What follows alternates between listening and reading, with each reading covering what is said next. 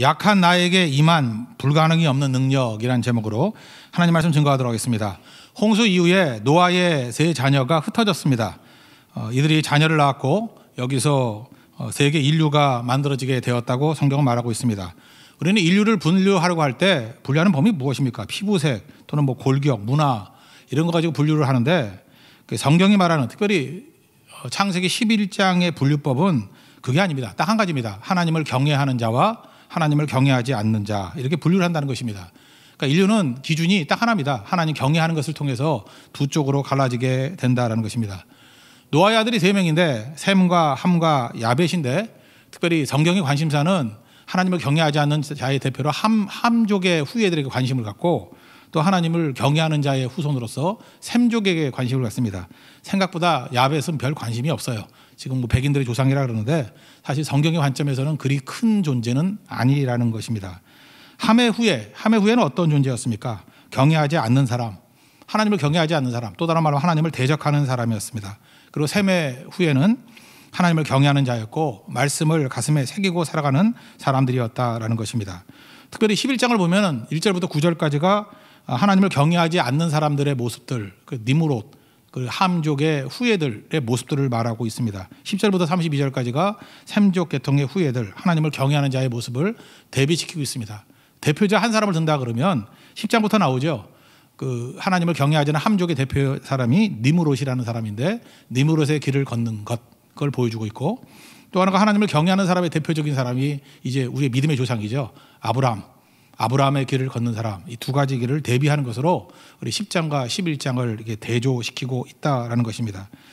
먼저 함의 아들 누구죠? 구스죠. 구스의 아들이 니므롯이었습니다. 그래서 우리 배웠지만 10장 8절부터 10절까지 다시 한번 읽어보면은 니므롯이 어떤 사람인지를 알 수 있다라는 것입니다. 한번 읽어보겠습니다. 시작. 구스가 또 니므롯을 낳았으니 그는 세상의 첫 용사라. 그가 여호와 앞에서 용감한 사냥꾼이 되었으므로 속담에 이르기를 아문은 여호와 앞에 니므롯같이 용감한 사냥꾼이라 하더라. 그의 나라는 시날 땅에 바벨과 에렉과 아깝과 갈레에서 시작되었으며 이렇게 나오죠.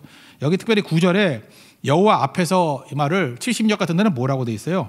하나님을 대적하는, 그러니까 니므롯이 어떤 사람이냐면 그냥 여호와 앞에서 용감한 사냥꾼이 아니라 하나님을 대적하는 강력한 워리어였다. 이렇게 성경을 말하고 있다는 것입니다. 그가 이제 시작했던 사역이 어디예요? 시날이라는 곳이에요. 시날이라는 뜻이 뭐냐면 강 사이의 땅 그런 거예요.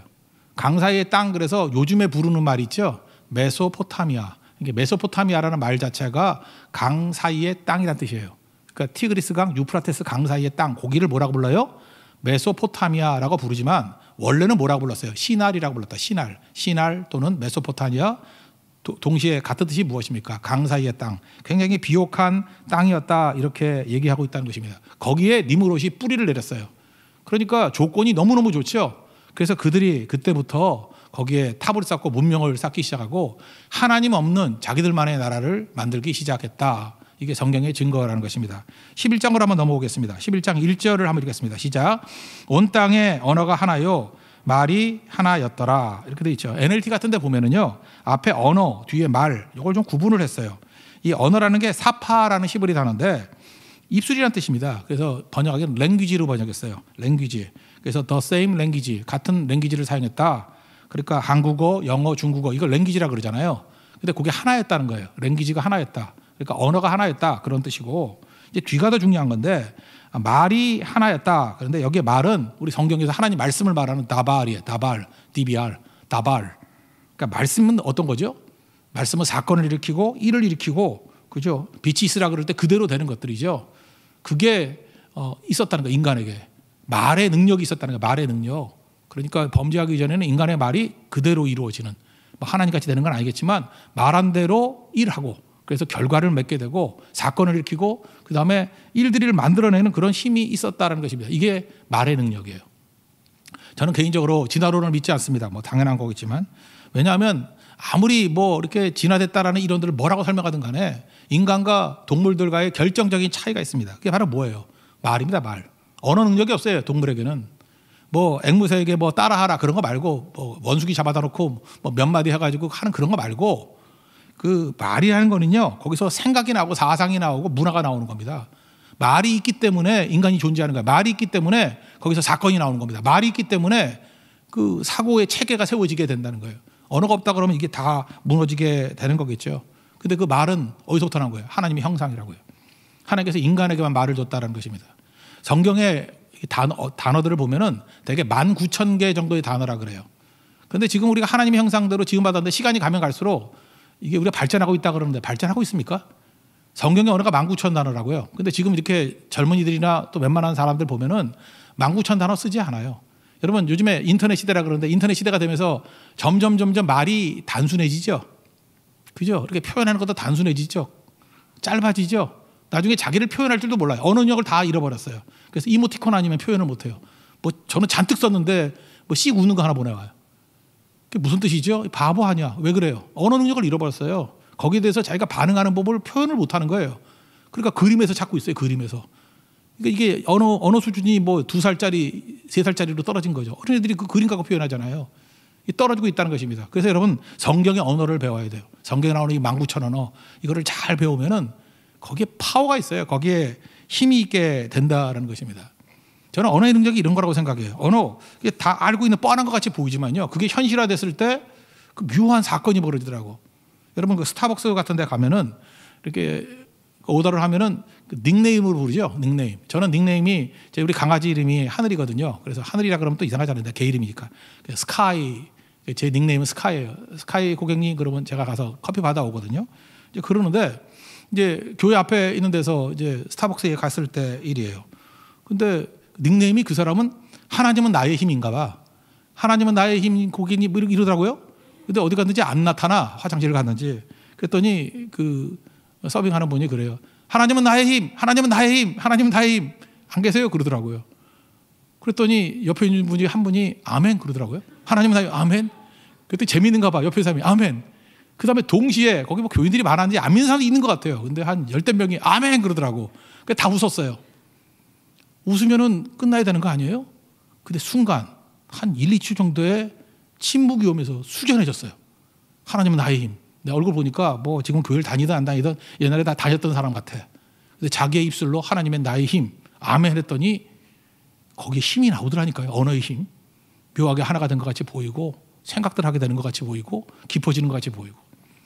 제가 볼 때 그 닉네임을 하나님은 나의 힘 했던 사람이 제가 볼 때 그걸 통해서 굉장히 많은 일을 했다고 생각합니다. 이런 게 뭐예요? 이게 말의 다바르, 아멘, 표현하는 거. 그때 사건이 나타나요. 변화가 나타나기 시작한다고. 그게 말이라는 것입니다. 근데 그런 게 하나였다는 거예요. 언어가 하나고, 랭귀지가 하나고, word라고 표현되어 있거든요. The same word. 말이 하나였다. 그러니까 파워가 있었다. 하나님의 형상대로 지음받은 그런 모습이 있었다. 그런 거였죠. 그게 1절의 내용이에요. 2절을 한번 읽겠습니다. 시작. 이에 그들이 동방으로 옮기다가 신할 평지를 만나 거기 거류하며. 항상 동쪽이라는 거는요. 그 하나님을 멀리 떠나는 방향입니다. 멀리 떠나는 방향. 그래서 에덴을 나와서 에덴 동쪽으로 갔다 그랬죠. 그러니까 하나님을 멀리 떠났다고 표현하는 거예요. 에덴의 동쪽, 그럼 좋은 게 아니에요. 하나님을 떠난 곳, 지멋대로 사는 곳. 그래서 하나님을 멀리 떠나서 막 동쪽으로 갔어요. 왜 하나님을 떠났을까요? 하나님을 떠나게 되면요, 이렇게 죄를 지으면 하나님을 떠나게 되고 하나님 만나는 게 두려워져요. 베드로가 그랬잖아요. 예수님 부인하고 난 다음에 예수님 보기가 힘들어서 멀찍이 따라갔다 그러죠. 그러니까 우리가 이 죄의 최고의 부작용 중에 하나는 뭐냐면 하나님을 떠나는 거예요. 하나님 가까이 가는 게 두려운 거예요. 그때 우리가 뭘 해야 되죠? 그래도 뻔뻔스럽게 잠깐만 주께로 가오니 잠깐만 가야 된다라는 것입니다. 죄를 지어도, 그죠? 그래서 교회를 가까이, 하나님을 가까이, 믿는 사람들을 가까이, 그럼 그때부터 풀려요. 그러니까 여러분들 지금도 예배를 떠나고 특별히 하나님을 떠난 사람들 보면은 다시 이 교회에 나오는 게 쉬운 게 아니에요. 마음에 두려움이 있기 때문에 그러거든요. 에덴의 동쪽으로 가는 사람들이거든요. 그러니까 원래는 에덴에서 머물러야 되는데, 교회에 머물러야 되는데 어디로 가요? 시날 땅을 발견한다고. 너무너무 좋은 거야. 시날이 뭐라고요? 메소포타미아, 강 사이의 땅, 티그리스 유프라테스, 너무너무 조건이 좋은 거예요. 여기서 하나님 없는 왕국을 한번 만들어보자. 하나님 없는 에덴을 만들어보자. 그런 시도를 하는 거예요, 인간들이. 하나님 없는 유토피아를 만들자. 그게 시날이거든요. 시날 땅에 만든 게 뭐겠어요? 하나님 없는, 하나님 배제된 인생의 문명을 만든 거죠. 그래서 세계 4대 문명 중에 하나가 그 메소포타미아 문명 아니에요? 거기서 하나님 없는 문명이잖아요. 하나님을 배제한 문명을 만들기 시작했다라는 것입니다. 그 내용이 뭐냐? 3절을 읽겠습니다. 시작. 서로 말하되 자 벽돌을 만들어 견고히 굽자 하고 이에 벽돌로 돌을 대신하며 역청으로 진흙을 대신하고. 이걸 갖다 역사에서는 벽돌의 발명이다 이렇게 얘기합니다. 이건 뭐예요? 기술혁명이 일어나고 과학혁명이 일어나게 되었다는 거예요. 천지개벽이 일어난 거죠. 이전까지는 뭐예요? 진흙으로 만들거나 돌로 만들었어요. 여러분 돌 아무리 잘 다듬어도 정교할 수 없죠. 똑같이 만드는 게 사실은 불가능하죠. 또 똑같이 만든다 할지라도 제한이 있죠. 돌이 무한대로 나오는 게 아니잖아요. 돌산이라는 게 뭐 어느 정도 되면 끝나는 거 아니에요. 제한성이 있고 또 똑같이 만드는 게 불가능하고 또 돌을 이게 붙이는 것도 쉽지 않잖아요. 진흙을 붙여도 또 말라버리면 또 힘들어지고 그러니까 이게 한계가 있다고요. 그런데 이 메소포타미아에서요 벽돌을 발명했어요. 벽돌은 레고 개념 아니에요? 똑같은 걸로 이렇게 조합하면 표준화되고 조합하면 얼마든지 큰 건물을 만들 수 있는 거죠. 그래서 건축과 토목의 혁명이 일어난다고. 벽돌. 그리고 붙이는 걸 뭐로 했어요? 여기 역청이라고 그러는데 역청 영어로 하면 타르예요. 타르. 아스팔트, 시멘트 이런 걸로 견고하게 붙일 수 있는 단단하게 붙일 수 있는 그죠 접착제까지 만드는 거라고. 역청, 타르를 만들어. 타르, 시멘트. 그리고 벽돌을 만들고. 그러니까 어마어마한 거죠. 이 당시 벽돌을 만들었다는 게 뭐예요? 이건 사실 뭐 기가 막힌 일이거든요. 그래서 벽돌 만든 민족이 항상 건축과 토목에서 최고였어요. 여러분 우리나라는 벽돌을 언제 만들었을까요? 제가 옛날에 읽어보니까 그 박지원의 열하일기라는 게 있지 않습니까? 열하일기. 제가 열하일기 읽다가 열받은 적이 되게 많은데 열하일기가 언제 쓰여진 거예요? 정조 때잖아요. 정조 때 청나라는 건륜 황제 70세 뭐 생일 잔치 뭐 축하해주러 가는 사절단으로 간 거 아니에요? 박지원이. 그죠?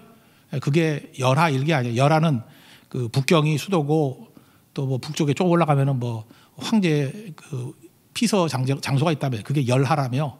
그래서 그게 없어가지고 왔다 갔다 하다가 뭐 있었던 일기들 아니에요. 그 열하일기. 근데 박지원이 압록강을 넘어서 처음으로 이제 청나라 들어가. 청나라 우리는 중국이 청나라로 바뀐 지 꽤 오래됐는데도 불구하고 대명률 그러면서 명나라만 따랐어요. 그리고 명나라 법전 따르고 하여튼 웃기는 나라죠. 그리고 청나라를 오랑캐라고 해서 막 무시했다고. 아마 박지원도 그런 생각이 있었던 것 같아. 편견을 가지고. 압록강을 넘었어요. 이제 오랑캐 땅이니까 별거 아니겠지. 원래 청나라 수도가 심양 아니야. 심양에 갔다고. 심양에 갔더니 놀래 자빠지는 거예요. 너무너무 번화하고 너무 도시가 완벽한 거예요. 야 이런 문명이 있었구나. 거기서 박지원이 본 게 딱 두 가지 봤는데 첫째는 뭘 봤냐. 벽돌을 봤어요. 청나라는 벽돌로 모든 집을 짓더라. 그 얘기 무슨 얘기예요? 한국은 조선은 벽돌 없었어요. 18세기 말까지도 벽돌 없었다고. 그러니까 없다고 그러잖아요. 한국 조선에도 벽돌이 들어와야 된다. 벽돌 없어. 우리는 돌로 지었대요. 그리고 진흙으로 이기고 지붕은 뭐 볕단으로 하고 그랬잖아요. 얼마 전까지 그랬어요. 그래서 초가집 그랬잖아요. 초가집 제가 어렸을 때 초가집 많이 봤어요. 그때 새마을 운동 그래가지고 초가집 없애기 운동했다고. 제가 어렸을 때는 초가집 수준이었다고요. 벽돌이 보편화되지 않았어요. 그런데 청나라는 그죠 18세기에 벽돌로 엄청난 문화. 그 다음에 북경 가서 더 놀래 자빠지죠. 그 심양보다 몇 배 더 되는 그런 엄청난 것들이 있더라. 벽돌. 또 하나 본 게 수레거든요. 도로가 잘 닦여지고 수레로 그죠? 엄청난 속도의 물량을 이동하는 거. 그래서 박지원이 그랬어요. 조선에 빨리 도입해야 되는 게 벽돌과 수레다. 제가 열하일기에서 그거 제일 먼저 인상이 남아요. 그런데 그 18세기 얘기인데 청나라고 우리나라고. 그런데 우리나라는 지금 청나라만 못한 게 아니라 지금 바벨론만도 못한 거예요. 지금. 창세기 11장에 나오는 벽돌이 나왔는데 우린 18세기까지 벽돌이 없었다니까. 말이 안 되는 거죠. 그러니까 그만큼 메소포타미아, 이 신할 땅의 문명이 어마어마한 거였다. 그래서 이 벽돌 혁명이라는 것은 엄청난 거예요. 벽돌 발견한 민족이 최강이 되는 거예요. 니무롯은 어떤 사람이었습니까? 벽돌까지 발명했던 기술혁명을 일으켰던 그런 땅이었다 그런 거예요. 그럼 이게 뭐 나쁜 건 아니죠. 근데 이걸 가지고 뭘 했죠? 잘못 사용한 거죠. 악용한 거죠. 악용. 이런 모든 자원들을 가지고 하나님을 경외하는 데 나가지 아니하고 하나님이 배제된 문명 만들었다는 거예요. 그들이 결심했던 게 세 가지인데 특별히 4절을 한번 읽겠습니다. 4절 읽겠습니다. 시작. 또 말하되 자 성읍과 탑을 건설하여 그 탑 꼭대기를 하늘에 닿게 하여 우리 이름을 내고 온 지면에 흩어짐을 면하자 하였더니 세 가지 했습니다. 탑 꼭대기를 하늘에 닿게 하자. 하늘은 뭐예요? 하나님이 계신 곳이거든요. 하나님에 대한 반항, 거역을 말하는 거예요. 내가 하나님같이 되리라. 창세기 3장 보면 뱀이 와서 유혹하는 내용이 뭐예요? 선악과 먹으면 하나님같이 된다. 이게 하늘같이 닿는다는 거예요. 인간은 언제나 그런 것이 있습니다. 하나님같이 되고자 하는 마음, 내가 하나님이 되고자 하는 마음, 하나님 없는 힘 이런 거를 추구한다는 거예요. 그러니까 이 벽돌의 문명, 엄청난 문명을 가지고 하나님 배제된 그런 접근을 했다라는 것입니다. 그러니까 하나님이 성기라고 우리를 보냈는데 군림하려고 그래. 하나님 없이 내가 군림하려고. 그래서 이 자아라는 게 참 무서운 거예요. 내가 내 힘으로 군림하려고 하는 그 힘이 있다는 것입니다. 그래서 어떤 사람의 믿음의 진정성을 보려고 그러면 우리 크리스찬들도 마찬가지예요. 두 가지 줘보면 안다 그러죠. 돈 줘보면 이 사람이 진짜인지 아닌지 알 수 있고, 권력을 줘보면 이 사람이 진짜인지 아닌지를 알 수 있다, 그런 거죠. 여기 보세요. 돈과 권력이 생기니까 하나님 배제된 문명 만들려고 난리치더라. 이게 이제 니무롯의 길을 걸어가는 사람의 모습이었고, 두 번째는 우리 이름을 내자, 내 이름을 내자는 거예요. 인간의 이름을 내자는 거예요. 하나님의 이름이 아니죠. 유명해지자, 또 과시욕, 스타가 되자. 여러분 우상숭배 왜 한다 그랬어요?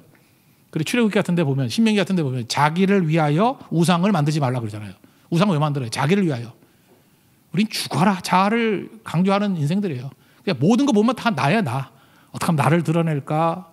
요즘에도 보세요. 뭐 남들 욕하면서도 SNS 같은 데 보면은 어쨌든 자기 보여주려고 맨날 자기 사진 올리고 또 올리고 또 올리고, 지겨워져. 내가 먹는 거 올리고. 그러니까 인간이 그래요. 지금 딱히 맞는 거예요. 그게 다 우상인 거 아세요? 자기를 드러내는 거예요. 자기를. 나를 만족시키는 거, 나를 쳐다보라는 거죠. 그리고 남은 공격하고. 이게 바로 니무롯의 길이라는 것입니다. 그렇게 살아가고 있잖아요. 그다음 세 번째가 뭐예요? 흩어짐을 면하자. 하나님 없는 연합이죠. 우리끼리 똘똘 뭉쳐가지고 뭐 이들의 구호가 뭐겠어요? 뭉치면 살고 흩어지면 죽는다. 그러니까 뭐예요? 하나님이 배제된 연합. 그런 게 얼마나 많아요, 그죠? 그래서 하나님 없이 우리끼리 신할 땅에 최고의 것을 세울 수 있다, 이렇게 말하고 있다는 것입니다. 여러분 교만함이란 게 뭡니까? 교만은 딴 게 아닙니다. 하나님이 배제된 게 교만이에요. 제가 결혼을 앞두고 있는 어떤 형제 자매 만나가지고 이렇게 식사를 하는데 그 또 대화를 나누는데 그러더라고요. 그 결혼 뭐 주례 전이라도 한 말씀만 좀 해주십시오 그러더라고요. 그래서 제가 그런 얘기 했어요. 교만하지 마십시오. 이 가정이 교만하지 않기를 원합니다. 그랬더니 표정이 시큰둥하더라고요. 뭐 좋은 얘기 해달랐더니 무슨 교만하지 말라 그러냐. 결혼하는데 뭐가 교만하냐. 제가 뭐가 교만인지 한번 설명해 줄게요. 그 사람들 둘이 전부 다 스펙도 좋고 믿음도 좋고 다 좋은 사람들이에요. 그죠? 좋은 사람들인데 제가 교만하지 말라는 게 뭐냐 하면, 겉으로 볼 때 표정이 그랬어요. 우리가 지금 열심히 사는 사람들이에요. 열심히 사는데 뭐가 문제냐, 그런 표정이에요. 또 하나, 우리가 사랑하거든요. 둘이 사랑하는데 뭐가 문제냐, 그런 얘기예요. 우리 둘이 지금 너무너무 행복한데 뭐가 문제냐, 뭐 그런 거예요. 거기다가 부모님들도 여건이 좋아서 잘 도와줄 수 있는데 뭐가 문제냐. 다 이게 여건으로 따진다 그러면 신할 땅이에요. 두 강 사이의 땅이에요. 비옥한 땅이에요. 제가 교만하지 말라 그러는 건 뭔지 알아요? 하나님이 없이도 우리 가정은 든든하게 설 수 있어라고 믿는 그 마음, 그게 교만함이라고. 너무너무 조건이 좋아요.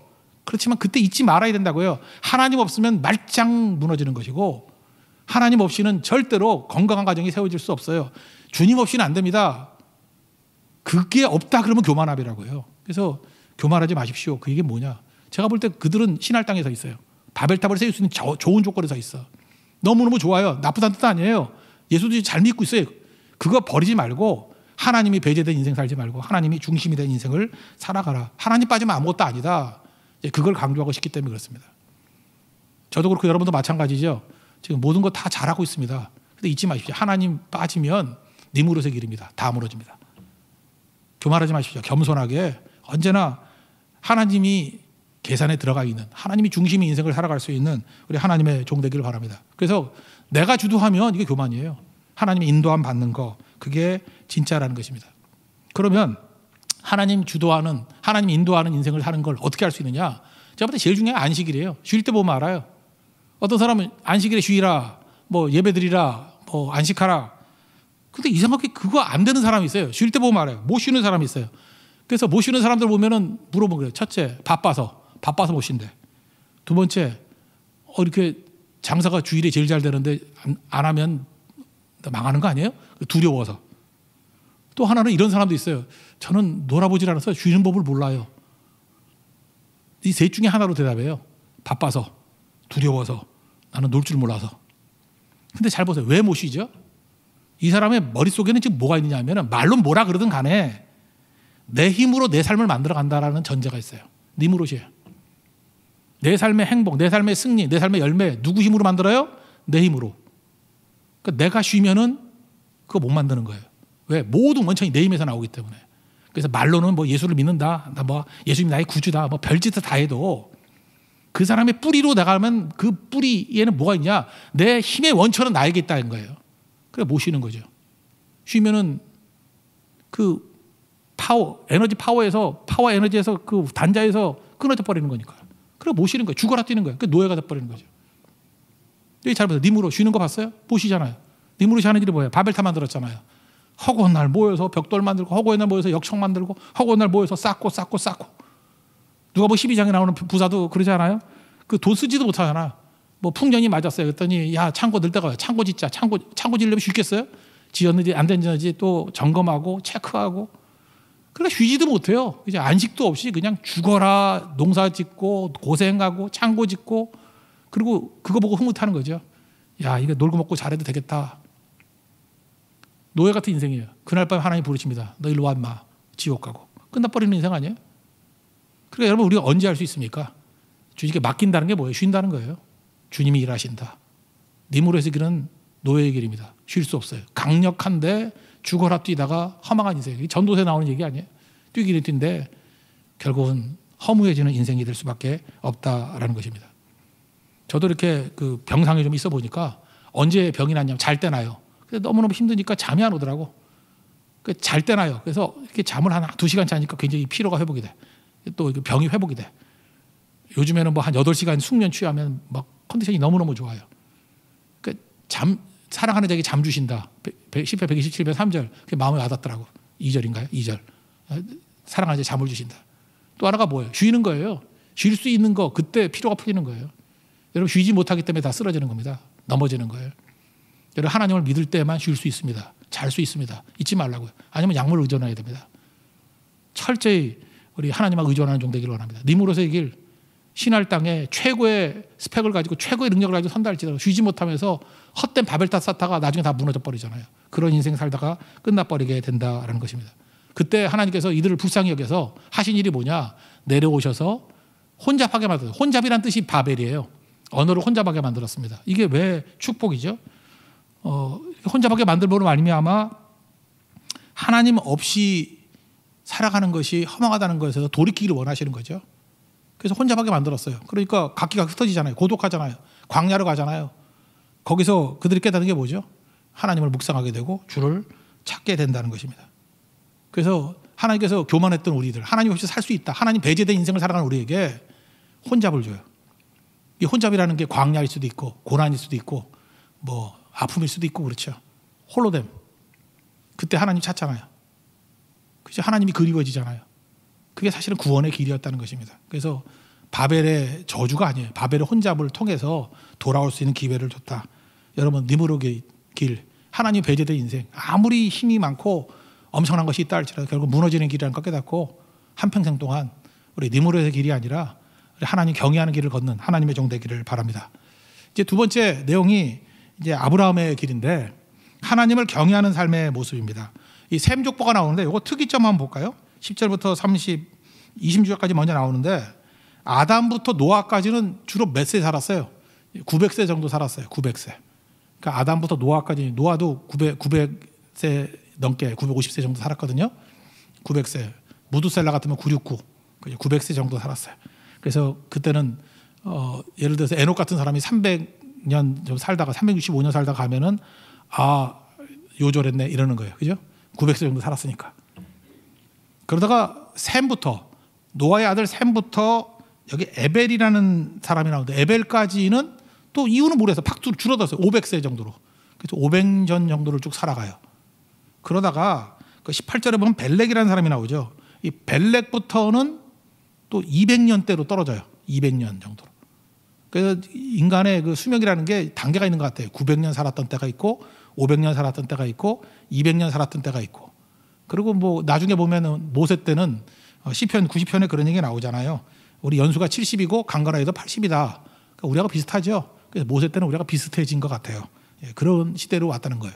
그러니까 제가 볼 때 크게 뭐 4단계가 있어요. 900년 살았던 시대, 뭐 영원히 살았던 시대도 있었죠. 그죠? 죄 짓기 전에. 근데 죄 짓고 난 다음에 900년 살았던 시대 노아까지. 그다음에 500년 살았던 시대 에벨까지. 그다음에 200년 살았던 시대 그 벨렉부터 성경에 나오는 아브람 아버지 데라까지 한 200년 정도 살았어요. 그리고 그 이후에 지금 우리와 비슷한 70년에서 80년 사는 시대가 되었다, 그런 겁니다. 근데 하나님께서 이게 수명을 줄인 게 왜 그랬을까요? 저는 이것도 축복이라고 생각해요. 아니, 계속 죄 짓는 사람들이 오래 살면 뭐 좋아요? 그렇지 않습니까? 어떤 사람은 너무 오래 살아가지고 문제가 되는 사람이 있어요. 일제시대 때 신사참배 안 하고 너무너무 잘 살았거든요.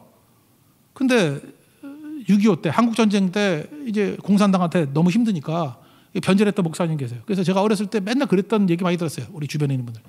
그분은 일제시대 때 죽었어야 됐다고, 신사참배 거부하면서 그때 순교했어야 됐다고, 괜히 오래 살아가지고 그 공산당한테 변절돼가지고 예수님 버리고, 치욕적인 거죠. 그러니까 제가 볼 때도 그래요. 이게 수명이 잠깐 줄어든 이유가 뭐냐면 하나님이 주신 축복이에요. 그죠? 예수 잘 믿고 때 되면 가는 거예요. 여러분, 장수가 목적이 되지 않기를 원합니다. 노추라 그러잖아요. 늙어가지고 난리치지 말고 잘 믿고, 그죠? 변절되지 않을 때 가는 거, 그게 제일 중요한 겁니다. 여러분, 예수님 33년 살았잖아요. 그죠? 33년 살고 영생하는 게 좋아요? 200년 살고 지옥 가는 게 좋아요? 물어보라면 안 하지. 영혼에 비하면 뭐 200년 아니지 300년도 아무것도 아니라는 것입니다. 여러분, 사명 이루고 끝에 예수님 고백하면서 갈 수 있는 우리 하나님의 종 되길 바랍니다. 여기 보니까 데라가 나오면서 아들 셋이 나오죠. 아브라함, 나홀, 하란. 근데 하란은 일찍 죽어요. 하란은 일찍 죽어서 그 아들이 롯이거든요. 그 셋째 동생의 롯을 데리고 가는 거. 뭐 그 정도가 나옵니다. 이 정도만 알았으면 좋겠네요. 27절, 28절 한번 읽겠습니다. 시작. 데라의 족보는 이러하니라. 데라는 아브라함과 나홀과 하란을 낳고 하란은 롯을 낳았으며 하란은 그 아비 데라보다 먼저 고향 갈대인의 우르에서 죽었더라. 이 정도는 그냥 배경으로만 알아두고, 지금 이 아브라함의 길에서 제일 중요한 개념의 핵심이 뭐냐? 요거 하나만 살피면 돼요. 나중에 12장에 살피면 되니까. 30절 한번 다 같이 읽겠습니다. 시작. 사레는 임신하지 못하였으므로 자식이 없었더라. 이게 핵심이에요. 하나님을 경외하는 그룹이 있었는데 아브라함의 길을 걷는 사람이에요. 근데 사레를 지금 하나를 무시하는 거예요. 이게 그들의 특징이거든요. 임신하지 못했다. 뭐예요? 불임이죠. 불임. 이거는 인간이 노력하거나 인간의 힘으로 애쓰거나 인간의 힘으로 발버둥 친다고 되는 문제가 아니에요. 지금 불임이었던 이 사레가 90세가 될 때, 아브라함이 100세가 될 때 아들 낳았어요? 못 낳았어요? 뒤에 보면 낳았죠. 이게 바로 뭐예요? 하나님의 능력으로 일이 이루어지는 게 하나님 경외하는 백성들의 모습이라고요. 잘 보세요. 니므롯의 길은 신할 땅, 이 강 사이의 땅이기 때문에 너무너무 비옥하고 너무너무 벽돌의 발명, 과학 문명의 이 길을 통해서 엄청난 문명을 이뤘어요. 못할 게 없는 것 같이 보였어요. 다 하는 것 같이 보였죠. 그러나 그들이 할 수 있는 건 뭐였어요? 성 쌓고 탑 쌓는 거, 인간의 그냥 그 외형 바꾸는 거, 그거 하다가 결국은 허무하게 무너지는 인생이 돼버리잖아요. 그런데 하나님을 경외한 백성들 보면은 겉으로 볼 때 약해 보이는 거예요. 불임이에요, 불임. 불임이 보여주는 게 뭐예요? 사실은 우리에게는 불황, 불임, 뭐 불가능, 불안 다 똑같은 거죠. 너무너무 약한 사람들의 모임이라는 거예요. 그런데 하나님께서 그 불안한 사람들, 불임인 사람에게 오셔서 가능하게 만드신다는 거예요. 하나님 일하시는 거. 그게 하나님 경외하는 백성들이 살아가는 방식입니다. 그래서 여러분들 내 주변을 살펴보면 우리 믿는 사람들이잖아요. 우리에게 불임이 있습니다. 우리에게 불황이 있습니다. 불가능이 있습니다. 불안이 있습니다. 하나님이 임재하시면요, 이걸 가능하게 만드신다는 거예요. 믿습니까? 이게 믿는 사람의 모습이라는 거예요. 그래서 그걸 보여주는 거예요. 아브라함이 얼마나 연약한 존재였는지를 말하면서 하나님께서 그에게 임재하니까 얼마나 강력해질 수 있는지 그것을 보여주는 것. 하나님께서 그렇게 일하신다는 것입니다. 그러므로 우리 약함을 자랑하는 거죠. 약해도 괜찮아요. 하나님만 경외하면 하나님이 일하실 수 있기 때문에. 그래서 여러분 잘 보면 내가 강했던 부분 가지고 하나님의 뜻을 이루는 것보다는 내가 약해져 가지고 이루는 게 더 많아요. 젊었을 때 이루는 것보다 오히려 늙어서 이룰 때가 더 많아요. 모세가 그랬잖아요. 젊었을 때 일 못하는데 80세 돼가지고, 그죠? 인생이 80이라면서 근데 그때 일하잖아요. 강건할 때 일 못하다가 오히려 병들어서 일할 때가 더 많아요. 그러니까 사람이 모르는 거예요. 왜? 하나님이 일하시기 때문에. 그게 하나님 경외하는 자들의 특징이라는 거예요. 약할 때 안 되는 게 아니라 오히려 더 잘 될 수 있어요. 여러분 교회 이렇게 멤버들 보면은 막 똑똑해 보이고, 야, 진짜 참 멤버가 너무 좋다. 그런 교회가 안 될 수 있고요. 아니 여기 보면 다 루저들만 모였나? 이거 나고자들만 모였나? 그게 아둘람굴이거든요. 거기서 다윗 왕국이 나오는 거예요. 1장 마태복음 1장에 족보 봤죠? 거기 5명의 여자들 얼마나 한심해 보여요, 그죠? 다말 그 시아버지하고 뭐 애 낳고, 그죠? 하나는 기생 라합이고, 그 루시고 이방인 모압 여인이고, 그 다음에 뭐야 이거 다윗하고 범죄해가지고 애 낳고 하는 바세바 우리아의 아내 마리아 이건 뭐예요? 스캔들. 다 그런 사람인데 거기에 하나님이 임재하니까 여호와께서는 능치 못하실 일이 없다 그러잖아요. 하나님은 능치 못할 일이 없다고. 그게 하나님 경외하는 백성들이 일하는 방식이라고요. 그래서 오늘 내가 약할 때 무슨 생각을 해야 돼요? 이 약함 속에 하나님이 일하시면 여기서 기적이 나타나는구나. 불가능이 가능하게 되는 일들이 나타나는구나. 그런 것들을 보게 된다는 것입니다.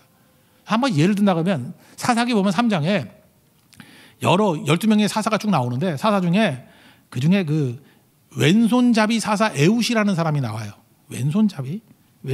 사사기 3장 15절만 읽어드리면 베냐민 사람 게라의 아들 왼손잡이 에훗 이렇게 나온다고. 이 에훗이 지파가 어디예요? 베냐민 지파. 너무 재밌는 거예요. 베냐민의 뜻이 뭐예요? 오른손의 아들이란 뜻이거든. 그러니까 옛날에는 편견이 있었잖아요. 왼손 안 썼다고 다 오른손잡이였다고. 우리나라도 그랬어요. 지금은 이제 자유롭게 되니까 왼손잡이도 많이 있고 한데 이거 나쁘다는 뜻이 아니에요. 근데 옛날에 편견이 있었다고. 막 왼손 쓰면 때렸어. 막 때리고 오른손 써야지. 어디 왼손을 쓰냐고. 그래서 인구의 99%가 다 오른손잡이였어요. 근데 실제로 왼손이거든요. 그러니까 양손잡이라고 하는 게 실제로 왼손잡이에요. 왼손잡이도 30% 이상 된다 그러잖아요. 근데 왼손을 못 쓰겠다고. 이스라엘은 더 많이 그랬어요. 오른쪽은 좋다라는 거예요. 이거 옳다라는 거예요. 하나님이 축복이 있다는 거. 그렇게 생각했다고. 그래서 축복할 때 오른손으로 축복하는 게 더 중요해요. 왼손으로 할 때 안 되는 거죠. 그래서 장자에게 오른손 안 가게 하니까 이상하다 그랬다. X자를 했잖아요. 그죠? 그럴 때 왜 그러냐 그러면서 항의도 하잖아요. 그만큼 오른손이 중요한 거였다고요. 근데 베냐민 지파가 뭐예요? 오른손의 아들이거든. 근데 거기에 왼손잡이 에웃이라는 뜻은 무슨 얘기입니까? 우리가 생각하는 왼손잡이라기보다도 오른손에 장애를 입었다 그렇게 말하는 게 좋은 거예요. 오른손을 못 쓰는 사람. 오른손이 없으니까 왼손을 쓰는 거지. 그러니까 왼손잡이가 아니라 왼팔만 쓸 수 있는 사람 에웃이라는 뜻이에요. 외팔이. 그런 거 아세요? 외팔이? 한 손을 잘 못 썼는가 봐. 핸디캡이죠. 그러면 그 많은 사람들이 있는데 하나님이 뭐 때문에 왼손잡이 그런 장애인을 사용해서 일을 하시나. 당시에는요 그 왕 에글론이라는 왕이 있었거든요. 이게 압제해가지고 8년 동안 죽을 고생 다 하게 만들었어. 그때 에웃은 장애를 입었으니까 그 왕 앞에 조공을 바치러 갈 때 이 경계가 좀 덜한 거예요. 그래서 왕 만나가지고 1대1로 면담하고 싶습니다. 그랬더니 딱 보니까 별게 없거든. 그러니까 다 나가라 그랬는데 원래 몸수색을 할 때에도 오른손잡이니까 칼을 왼쪽 발에다가 숨기거든. 그 왼쪽을 많이 점검하는 거예요.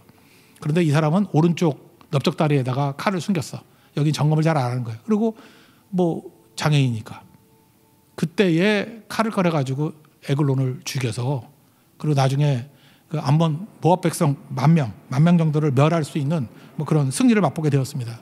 그러니까 여기서 보여주는 것들이 뭐예요? 하나님께서는 사사시대 때에도 강한 자를 통해서만 일하는 것이 아니라 가장 약한 특별히 왼손잡이인 오른손을 쓰지 못하는 장애인인 이 에웃을 통해서 하나님의 놀라운 일들이 이루어진다. 언제? 주의 영이 임하면, 성령이 임하면, 불길이 임하면 그런 일이 가능해진다라는 거예요. 그러니까 성경의 내용들이 다 뭐예요? 불임의 조건이에요. 근데 하나님이 일하시니까 되더라는 거예요. 불가능의 조건이에요. 장애인의 조건이에요. 그런 조건에 하나님의 불이 임하니까 되더라는 거예요. 여러분 인생도 마찬가지입니다. 지금도 나 약하다고 하는 것들을 한번 내놓으십시오. 거기서 일하는 거예요. 고린도전서 1장에 보면 27절부터 나오잖아요. 미련한 것들을 택하신다 그러죠. 또 뭐예요? 세상 약한 것들을 택하신다 그러죠. 천한 것들, 멸시받는 것들, 없는 것들을 택한다 그러죠. 이게 다 뭐예요? 불임, 불가능 아니에요? 왜 그렇죠? 거기에 하나님이 임재하기만 하면 가능하게 될 수 있는 기적 같은 일들이 나타나기 때문에 그렇다는 거예요. 이게 하나님 경외하는 백성들이 살아가는 방식이라는 것입니다. 그러므로 명심하십시오. 여러분 하나님 경외하는 백성들이죠. 그럼 하나님이 주로 어느 것을 가지고 일할 가능성이 커요? 나의 약한 것을 통해서 일할 가능성이 크고, 내가 잘 나간다 그럴 때보다도 내가 벽에 부딪히고 아무것도 없고 절망 가운데 놓였을 때 하나님의 불이 임하기만 하면 그 사람을 통해서 하나님께서 애국같이 놀라운 승리를 맛볼 수 있게 만들어 주신다는 것입니다. 세상에 두 가지 길이 있습니다. 자기 힘 믿고 하나님 배제시킨 교만한 인생이 있고 그게 니무롯의 길이에요.